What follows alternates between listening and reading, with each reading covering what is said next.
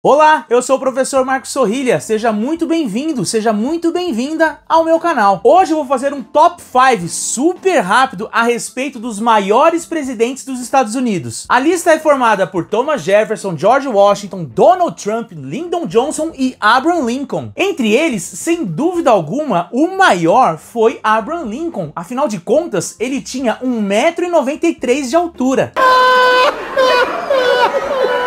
Eu sei, é só uma brincadeira, esse foi o meu lado tiozão do pavê que os meus alunos tão bem conhecem. Aliás, quarto ano de história, saudade.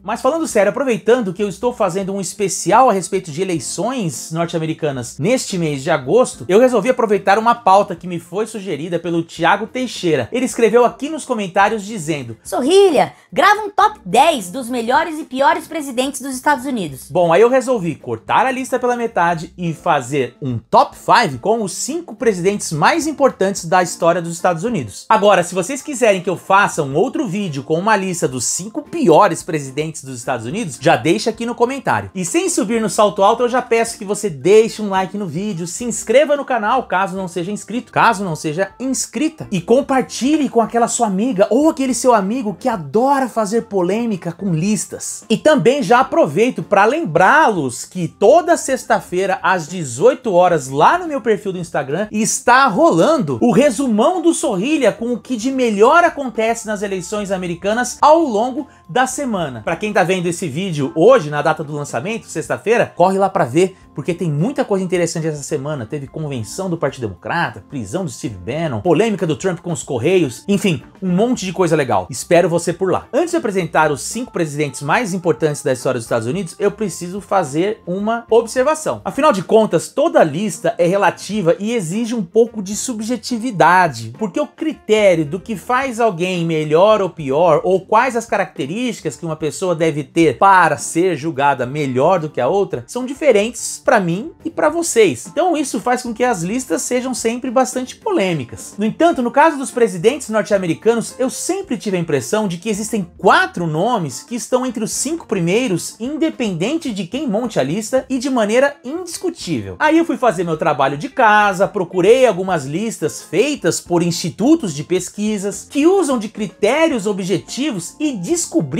que a minha impressão não estava equivocada. Nas 3 listas que eu encontrei, e eu vou deixar o link no post do vídeo para vocês, esses 4 presidentes nem sempre aparecem na mesma ordem, mas todos estão lá. Já o nome do 5º colocado mudou de uma pesquisa para outra. Nem sempre foi o mesmo que apareceu em 5º lugar. E é aí que entra a subjetividade, porque eu deixei o meu coração falar mais alto e começo a minha lista justamente pelo 5º colocado escolhido por mim, Thomas Jefferson. Sim, o 3º presidente dos Estados Unidos também é o 5º presidente mais importante. E por quê? Vamos lá, primeiro nós temos que separar o fato de que ele foi responsável por escrever a Declaração de Independência dos Estados Unidos e nos focar apenas no seu mandato presidencial. E nesse quesito, ele fez coisas bastante importantes, como por exemplo, a compra da Louisiana junto aos franceses. Isso fez com que ele dobrasse o tamanho do território norte-americano sem dar um único tiro, como ele gostava de dizer. Com isso, foi possível que ele estabelecesse um modelo de expansão para o oeste que contemplava o desejo dos pequenos fazendeiros do sul, ao mesmo tempo que estabeleceu uma política fiscal de proteção alfandegária que beneficiava os empresários e industriais do norte. A partir daí, o modelo jeffersoniano, então, durante bom tempo, foi responsável por estabelecer a conciliação de interesses entre essas duas localidades. Outro dado a se destacar é a sua importância em relação à separação do Estado da Igreja, promovendo o maior fortalecimento da laicidade do Estado. Existe uma carta muito famosa escrita por ele, em que ele diz a respeito da necessidade de se construir um muro que separe a Igreja do Estado. Essa carta e essa frase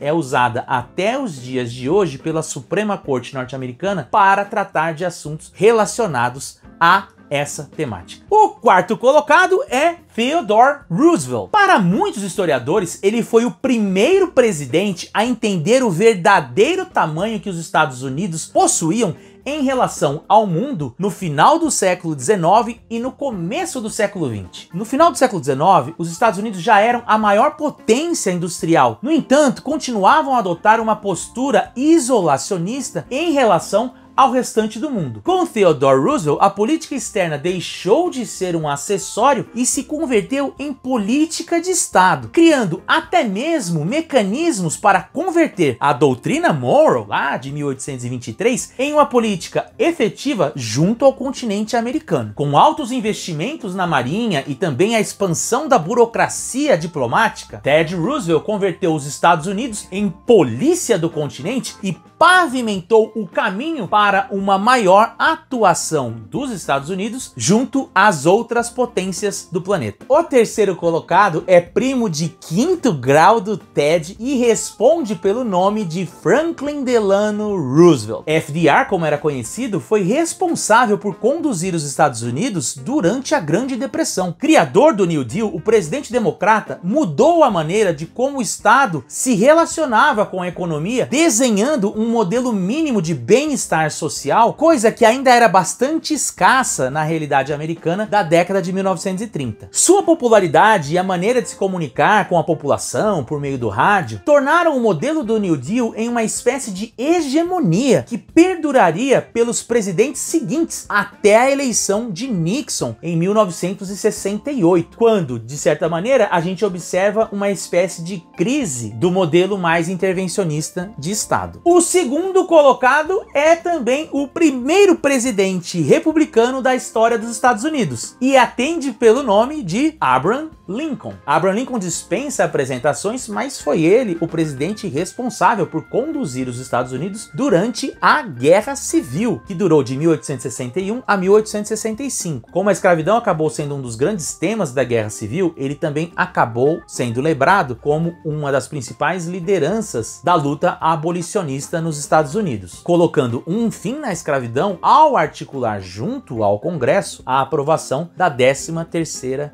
emenda. Além disso, seu governo também ficou marcado por ser um marco que estabeleceu um novo significado para a figura do presidente no que diz respeito à condução dos assuntos internos da nação. Até então, a figura do presidente era bastante relacionada apenas às questões de política externa. Porém, a sua atuação personalista ao longo da guerra e também a utilização do Estado para promover uma expansão monetária, a reformulação do Banco Central, a criação do dólar e a elevação de tarifas alfandegárias fizeram com que a União ganhasse um poder maior dentro da lógica da Federação Norte-Americana a partir de seu governo. E em algumas listas ele aparece em primeiro lugar. Porém, o primeiro lugar da minha lista ficou para o primeiro presidente dos Estados Unidos, George Washington. Afinal de contas, eu estudei na George Washington University, então acho legal colocar o cara lá em cima, né? Mais uma vez, esquece o papel que ele teve como general do Exército Continental que promoveu a independência dos Estados Unidos e vamos nos focar apenas na sua presidência. Foi no mandato de George Washington em que se estabeleceu a criação do sistema financeiro norte-americano que possibilitou a unificação das dívidas de todos os estados, fazendo com que elas fossem saldadas, o que permitiu que já em 1803 o Thomas Jefferson fizesse a compra da Louisiana. Além disso, também foi no seu governo em que se estabeleceu as regras do sistema político internacional norte-americano, de não se fazer alianças com parceiros perenes ou se envolver em assuntos europeus, o que de certa forma duraria até a Primeira Guerra Mundial. E também tem algo que eu julgo muito importante, a sua renúncia. Na verdade, não exatamente sua renúncia, mas a renúncia de concorrer a um terceiro mandato. Como eu já disse em outro vídeo, quando Washington se tornou presidente, todos esperavam que ele se tornasse uma espécie de presidente vitalício